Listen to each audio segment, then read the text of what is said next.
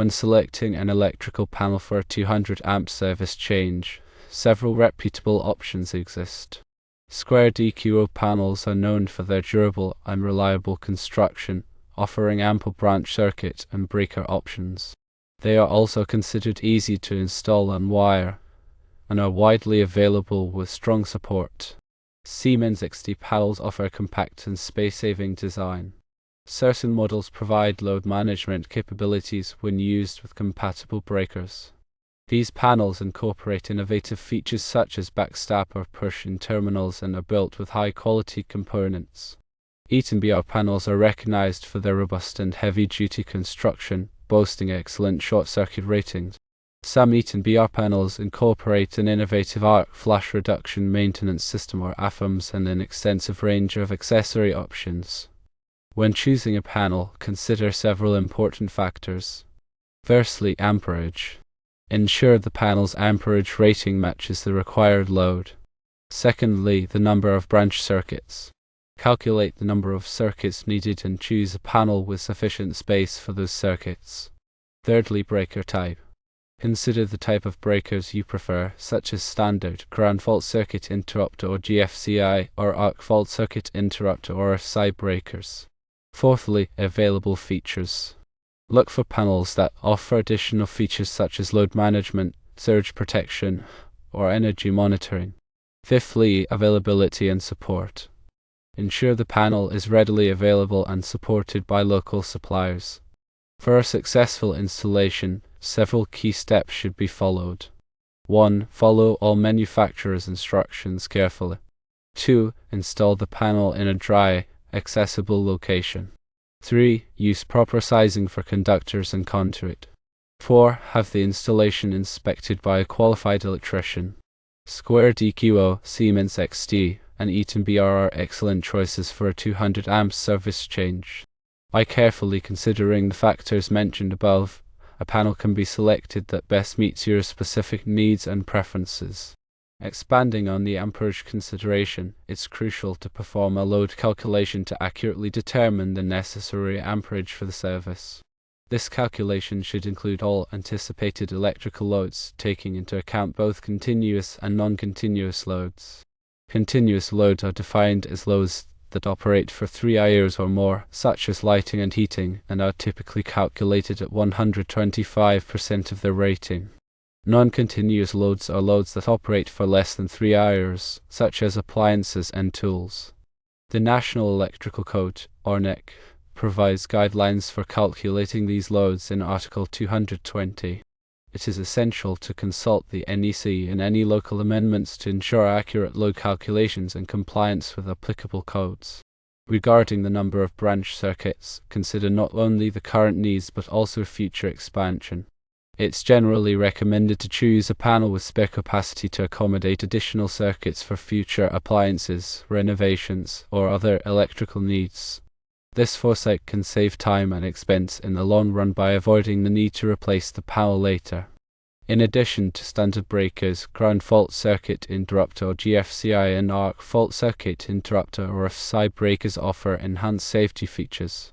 Ground fault circuit interrupter or GFCI breakers protect against electrical shock by detecting ground faults and interrupting the circuit. They are typically required in wet locations such as bathrooms, kitchens, and outdoor areas. Arc fault circuit interrupter or RFSI breakers protect against fires caused by arcing faults, which can occur due to damaged or degraded wiring. They are typically required in bedrooms and other living areas. The NEC specifies the locations where ground fault circuit interrupter or GFCI and arc fault circuit interrupter or RFSI protection is required, and it is important to comply with these requirements to ensure safety. Load management features can help to optimize energy consumption and reduce peak demand charges. These features can include load shedding, which automatically turns off non-essential loads during peak demand periods, and energy monitoring, which provides real-time data on energy usage.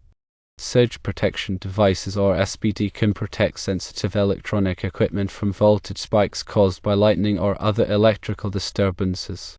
These devices are typically installed at the service entrance or within the panel and can divert surge energy away from connected equipment. When choosing a panel, it's important to consider the availability of replacement parts and technical support. Opting for a well-established brand with a wide distribution network can ensure that replacement parts are readily available if needed. Additionally, it's helpful to choose a panel that is supported by a knowledgeable technical support team who can provide assistance with installation, troubleshooting, and other technical issues. When following manufacturer's instructions, pay close attention to torque specifications for terminal connections. Proper torque is essential to ensure a secure and reliable connection, which can prevent overheating, arcing, and other electrical problems. Use a calibrated torque wrench to tighten terminal screws to the specified torque value. When installing the panel, ensure that it is securely mounted to a suitable surface. The panel should be mounted in a location that is free from moisture, dust, and other contaminants. Additionally, the panel should be accessible for inspection, maintenance, and repair. When sizing conductors and conduit, consult the NEC and any applicable local codes. The size of the conductors should be based on the ampacity of the circuit and the type of insulation. The size of the conduit should be based on the number and size of the conductors. It is essential to use the correct size conductors and conduit to prevent overheating, voltage drop, and other electrical problems. Having the installation inspected by a qualified electrician is essential to ensure that the work is performed safely and in accordance with applicable codes. A qualified electrician can verify that the panel is properly installed, wired, and grounded. They can also identify any potential hazards or code violations and recommend corrective actions.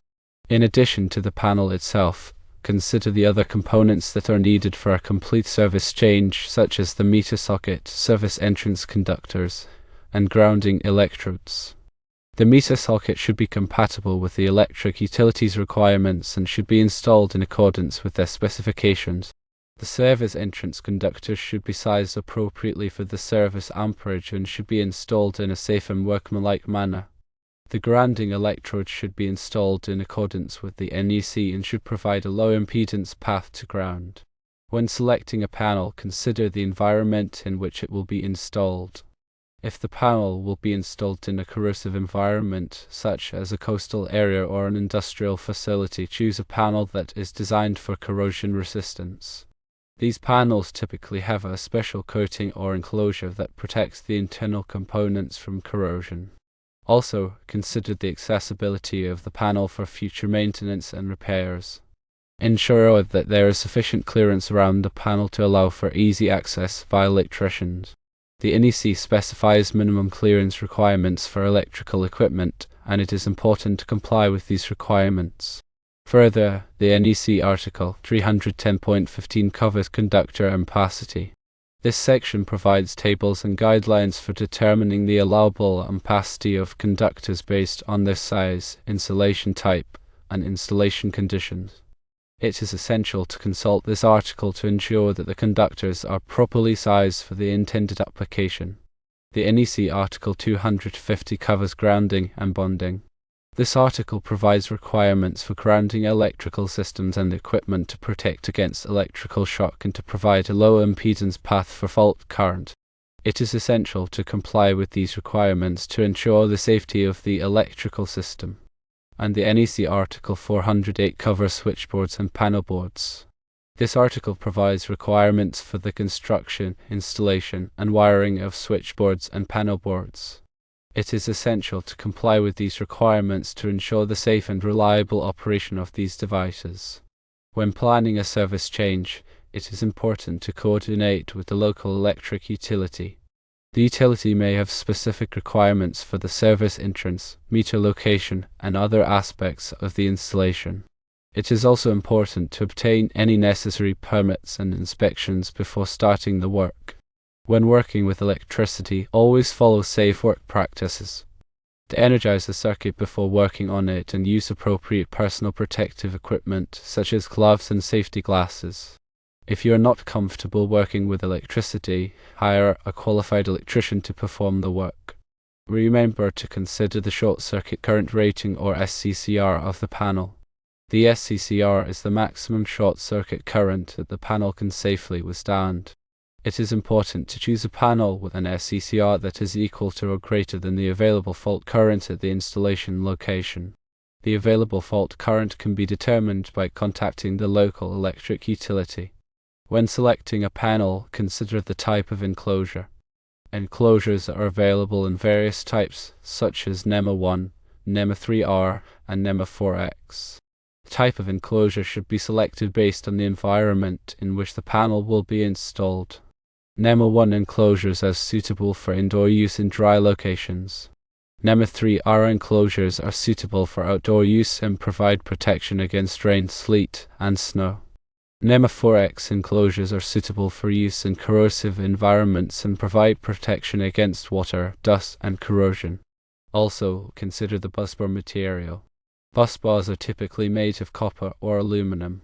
Copper busbars have higher conductivity and are more resistant to corrosion, but they are also more expensive. Aluminum busbars are less expensive, but they have lower conductivity and are more susceptible to corrosion. The choice of busbar material depends on the specific application and the environmental conditions. Also keep in mind arc flash hazard analysis. An arc flash hazard analysis is a study that is performed to determine the potential arc flash hazards in an electrical system. The analysis calculates the incident energy and the arc flash boundary. The incident energy is the amount of energy that a worker would be exposed to in the event of an arc flash.